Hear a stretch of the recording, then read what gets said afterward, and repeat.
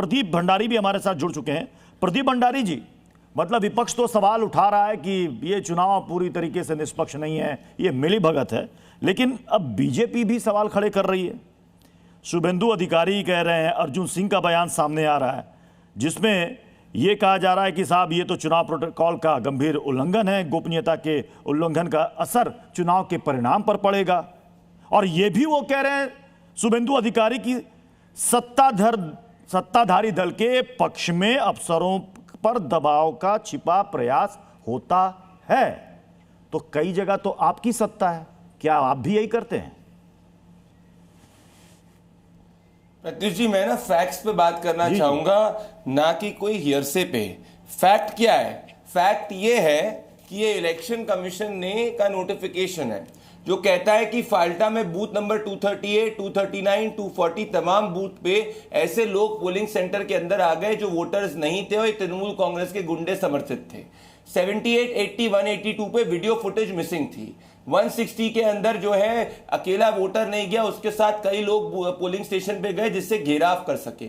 ये सब का सब रिप्रेजेंटेशन ऑफ पीपल एक्ट के तहत चुनावी रूल का उल्लंघन। और ये अभिषेक बनर्जी का डायमंड हार्बर मॉडल है जो हिंदू महिलाओं को रेप का थ्रेट देते हैं, फर्जी वोटिंग कराने का प्रयास करते हैं। और इसीलिए फाल्टा के अंदर जो पोल है वो रीपोल 21 मई को होने वाला है। तो जिन जिन जगह तृणमूल कांग्रेस के गुंडों ने गुंडागर्दी करी वो तथ्य हम सामने रख रहे हैं। अगर तृणमूल कांग्रेस के तो कोई भी तथ्य सुप्रीम कोर्ट में साबित ही नहीं हुए ना। ये गए थे सुप्रीम कोर्ट में ये कहते हुए कि भाई सेंट्रल गवर्नमेंट सेंट्रल ऑफिशियल्स को अपॉइंट नहीं करना चाहिए। सुप्रीम कोर्ट ने क्या कहा? सुप्रीम कोर्ट ने कहा आप गलत है।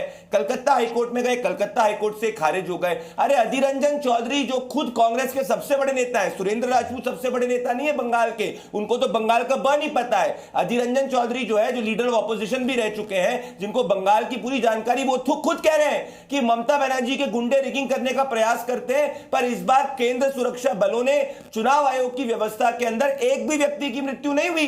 तो अगर 99% चीज ठीक है, 1% ये गुंडागर्दी करने का प्रयास करेंगे, तो ये तो हमारा संवैधानिक दायित्व बनता है चुनाव आयोग के सामने रखना।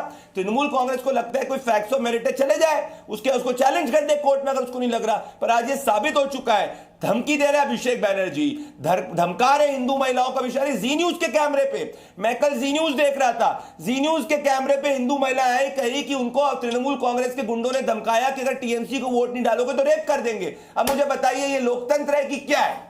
और ये सिर्फ अभिषेक बनर्जी के इलाकों में क्यों हो रहा है? डायमंड हार्बर में हो रहा है, फाल्टा में हो रहा है, इन्हीं इलाकों में क्यों हो रहा है? क्या आपको नॉर्थ बंगाल से कहीं सुना?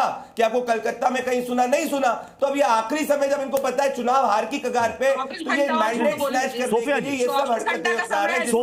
सोफिया जी, कई सारे वीडियोस, कई सारी तस्वीरें सामने आई हैं, आप हर किसी को नहीं झुठला सकती।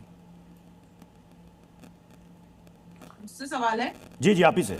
हाँ, 1 मिनट का समय दीजिएगा। प्रदीप भंडारी के अभी मैं झूठ के पोटले को खत्म करती हूँ। पहले तो ये लोग इतने कंफ्यूज हैं, इनको खुद को नहीं पता है कि वाकई में चुनाव सही से हुआ है या नहीं हुआ है। चुनाव आयोग पर सवाल करने, चुनाव आयोग के विश्वसनीयता पर तो हम सवाल उठाते रहे, लेकिन अभी ये जो कह रहे हैं ना कि डायमंड हार्बर में ये हुआ, रेप थ्रेट मिला, अभी 2500 केंद्रीय बल, 2500 जो कंपनियां और 2.5 लाख केंद्रीय बल, इनका कहने का मतलब है कि ये सब निकम्मी है। अभी इतने फोर्सेस लगाने का कोई भी मायना नहीं बनता। नहीं वो आई तभी आप जाके पकड़े आपके गुंडों को, तभी वो आई सोफिया जी, तभी शेख शाहजहां से लेके शेख सुफियान जिन जिन ने गुंडागर्दी करी उनको पकड़ा गया, उनको जेल भेजा गया। स्टोरी बना लिया आप लोगों ने, स्टोरी तभी जेल भेजा दिया उनको, तभी भेजा गया।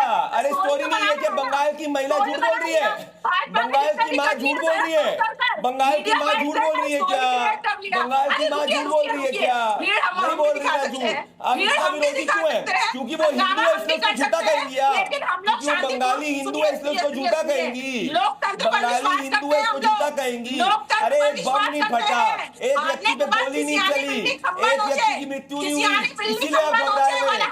अरे आप लोग खंबा सब कुछ बेचोगे, आपको तो जेल में चक्की पीसना पड़ेगा चुनाव के बाद में, क्योंकि बंगाल की जनता ने ऐसा समझ लिया है। मैं लौटूंगा आप लोगों के पास। आयुष भी हमारे सहयोगी इसको जुड़ चुके हैं।